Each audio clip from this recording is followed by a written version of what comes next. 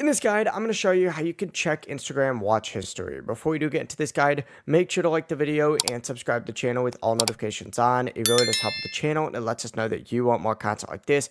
We'd greatly appreciate it. And if at any point throughout this guide you did have any questions, just ask them down in the comment section below and we can help you out further. I'm going to be doing my best to reply to every single comment down there. But first things first, open up Instagram and you need to tap on your profile icon down in the bottom right corner and then tap the three lines up in the top right corner to open up your settings and activities. So go to the your activity section next, go ahead and select that, and then from here keep scrolling down, and towards the very bottom you're going to see a little watch history tab right here. Go ahead and tap on it, and Instagram will then redirect you to a page that looks like this and show you all the videos and reels that you have watched.